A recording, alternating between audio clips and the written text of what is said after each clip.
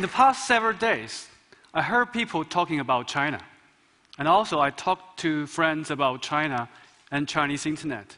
Something is very challenging to me. I want to make my friends to understand China is complicated. So I always want to tell the story like one hand it is that, the other hand is that. You can't just tell one side story. I give you an example. China is a BRIC country. BRIC country means Brazil, Russia, India, and China.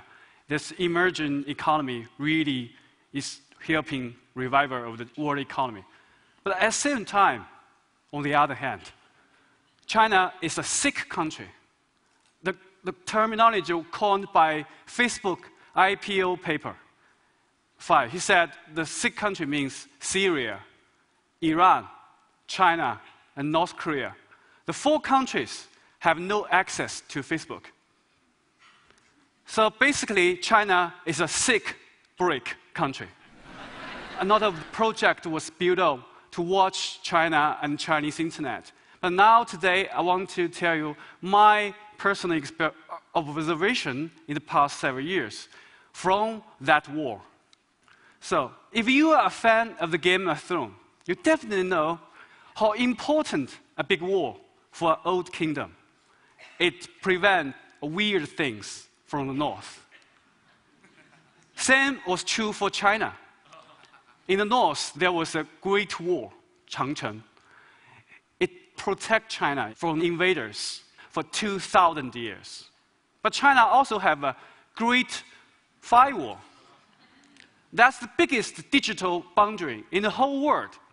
It's not only to defend Chinese regime from the overseas, from the universal value, but also prevent Chinese own citizens to access the global free internet, and even separate themselves into blocks, not united. So basically, internet has 2 internets. One is the internet, the other is the ChinaNet. But if you think the ChinaNet is something like a dead land, wasteland, I think it's wrong. But we also use very simple metaphor, the cat and the mouse game, to describe in the past 15 years the continuing fight between Chinese censorship, government censorship, the cat, and the Chinese internet users. That means us, the mouse. But sometimes this kind of a metaphor is too simple. So today I want to upgrade it to 2.0 version. In China, we have 500 million internet users. That's the biggest population of netizen internet users in the whole world. So even Chinese is a totally censored internet, but still Chinese internet society is really booming. How make it? It's simple. You have Google, we have Baidu. You have Twitter, we have Weibo. You have Facebook, we have Renren. You have YouTube, we have Youku and Tudor. Chinese government blocked every single international Web 2.0 services, and we Chinese copycat everyone. So that's kind of the thing I call the smart censorship. So that's not only to censor you. Sometimes that's Chinese national internet policy is very simple. Block and clone. On the one hand, he wants to satisfy people's need of social network, which is very important because people really love social networking. But on the other hand, they want to keep the server in Beijing so they can access the data anytime they want. That's also the reason Google was pulled out from China, because they can't accept the fact Chinese government want to keep the server. Sometimes the Arab dictators didn't understand these 2 hands. For example, Mubarak, he shut down the internet. He wanted to prevent the netizens to criticize him. But once netizens can't go online, they go on street. And now the result is very simple. We all know Mubarak is technically dead. But also, Ben Ali, Tunisia president, didn't follow the second rule. That means keep the server in your hand. He allowed Facebook, a US-based service, to continue to stay on inside Tunisia. So he can't prevent his own citizens to post critical video against his corruption. The same thing happened. He was the first to topple during the Arab Spring. But those two very smart national censorship policy didn't prevent Chinese social media become a really public sphere, a battlefield of public opinion, and the nightmare of Chinese officials.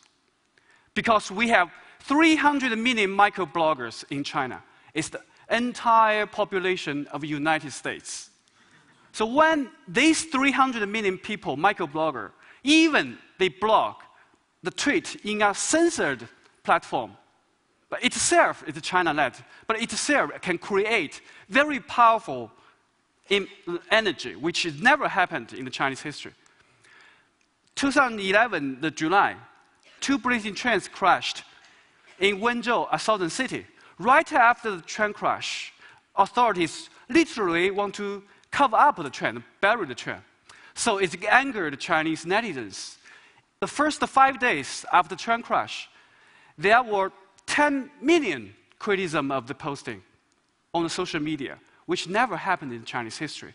And later this year, the real minister was sacked and sentenced to jail for 10 years. And also, the very recently, very funny debate between the Beijing Environment Ministry and the American Embassy in Beijing. Because the ministry blamed American Embassy for intervening Chinese internal politics by disclosing the air quality data of Beijing. So, the app is the embassy data, the PM 2.5. He showed 148. He showed is dangerous for sensitive group. So, suggestion is not good to go outside. But the down is the ministry's data. He shows 50. He said it's good. It's good to go outside. But 99% of Chinese microbloggers stand firmly on the embassy side. I live in Beijing. Every day, I just watch the American embassy's data to decide whether I should open my window. Why Chinese social networking, even within the censorship, is so booming? Part of the reason is Chinese languages. Twitter and Twitter clones have a kind of a limitation, 140 characters. But in English, it's 20 words or a sentence with a short link. Maybe in German language, maybe just aha. But in Chinese language, it's really about 140 characters, means a paragraph, a story. You can almost have all the journalistic elements to there. For example, this is the Hamlet of Shakespeare. It's same content. You can see exactly one Chinese tweet is equal to 3.5 English tweets. Chinese is always cheating, right? So because of this, Chinese really regard this microblogging as a media, not only headline to media. And also, the clone. Sina company is the guy who cloned the Twitter. And they even has their own name with Weibo. Weibo is Chinese translation for microblog. It has own the innovation at the commenting area, make the Chinese Weibo more like Facebook rather than the original Twitter.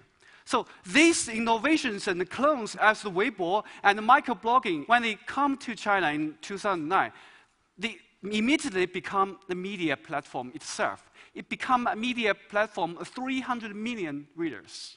It become the media. If anything not mentioned in Weibo, it does not appear to exist for Chinese public. But also, Chinese social media is really changing Chinese mindset and Chinese life. For example, they give the voiceless people a channel to make your voice heard. we had a petition system. It's a remedy outside the judicial system. Because Chinese central government want to keep a myth. The emperor is good, but all the local officials are thugs. So that's why the petitioner, the victims of the peasant, went to take the train to Beijing to petition to central government, the emperor want to settle the problem. But when more and more people go to Beijing, they also cause the risk of revolution. So they sent them back recent years. And even some of them were put into black jail. But now we have the Weibo, so I call it Weibo petition. People just use the cell phone to tweet. So your sad stories. By some chance, your story will be picked up by reporters, professors, or celebrities. One of that is Yao Chen. She's the most popular microblogger in China who has about 21 million followers. They're almost like a national TV station. If you sad story, will pick up by her. So this Weibo, social media, even in the censorship, still gave Chinese a real chance for 300 million people every day chatting together, talking together. It's like a big TED, right? But also, it is like the first time a public sphere happened in China. Chinese people start to learn how to negotiate and talk to people. But also, the censorship is not sleeping. It's so hard to post some sensitive words in the Chinese Weibo. For example, you can't post the name of the president, Hu Jintao. And also, you can't post the city of Chongqing, the name. And until recently, you can't search the surname of top leaders. So, the Chinese are very good at these puns, and alternative wording, and even memes. They even themselves, use the name of this war-changing battle between the grass-mud horse and the river crab. Grass-mud horse is 草泥马. It's the phonogram for motherfucker. It's netizen call themselves. Netizen call themselves. River crab is the 和谐, is the phonogram for harmonization for censorship. So that's kind of a 草泥马 versus the 和谐. That's very good. But so that's when some very political, exciting moment happened, you can see on the Weibo, you see a lot of very weird stories happened. Weird phrases and words. Even you have a PhD of Chinese language, you can't understand them. But can you expand more? No. Because Chinese Xingnan Weibo, when it was founded, is exactly 1 month after the official blocking of Twitter.com. That means from the very beginning, the Weibo has already convinced the Chinese government we will not become the stage for any kind of threat to the regime. For example, anything you want to post, like get together or meet up or work, it will automatically record it and data mined and reported to a pool for further political analysis. Even you want to have some gathering, before you go there, the place is already waiting for you. Why? Because they have the data. They have everything in their hand. So they can use the 1984 scenario data mining of the dissident. So the crackdown is very serious. But I want you to notice a very funny thing during the process of the cat and mouse. The cat is the censorship, but Chinese is not only one cat, but also have a local cat, central cat and local cats. Server is in the local cat's hand. So it lets, when the netizen criticize local government has no any access of the data in Beijing. Without bribing the central cats, he can do nothing, only apologize. So in the past 3 years, social movement about microblogging really changed local government. They can become more and more transparent because they can't access the data. The server is in Beijing. The story about train crash, maybe the question is not about why 10 million criticism in 5 days, but why Chinese central government allow the 5 days of freedom of speech online. It never happened before. answer is very simple. Because even the top leaders was fed up with this guy, this independent kingdom, so they want an excuse. So public opinion is very good excuse to punish him. But also the Bo Xilai case recently, very big news, he's a princeling. But from the February to the April in this year, Weibo really become a marketplace of rumors. You can almost joke everything about these princelings, everything. It's almost you are living in the United States. But if you dare to retweet or mention any fake coup about Beijing, in Beijing, you will definitely be arrested. So this kind of freedom is targeted and precise window. So Chinese in China, censorship is normal. Something you find is freedom is weird. Something will happen behind. Because he was very popular leftist leader. So central government want to purge him. They need very cute to convince all the Chinese people why he's so bad. So the Weibo, the 300 million public sphere, become a very good, convenient tool for political fight. But this technology is very new, but technique is very old. It's made famous by Chairman Mao Zedong, because he mobilized millions of Chinese people in the Cultural Revolution to destroy every local government. It's very simple, because Chinese central government don't need even lead the public opinion. They just give them a target window, no censor people. No censoring in China become a political tool. So that's the update about this game, cat and mouse. Social media changed Chinese mindset.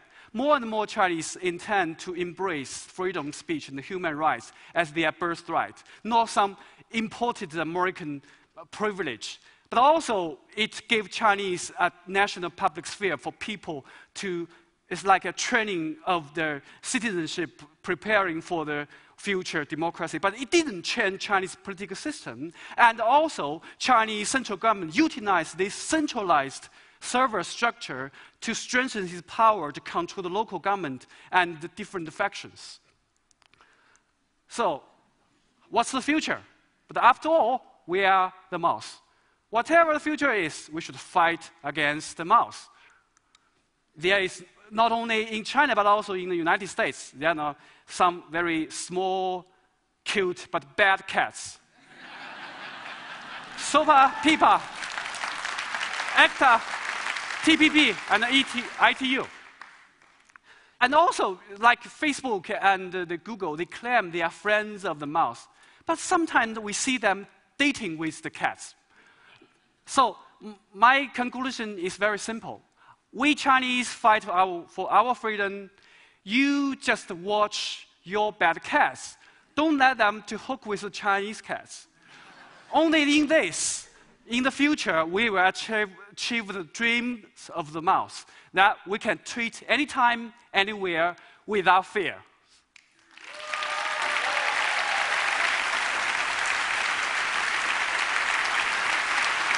Thank you.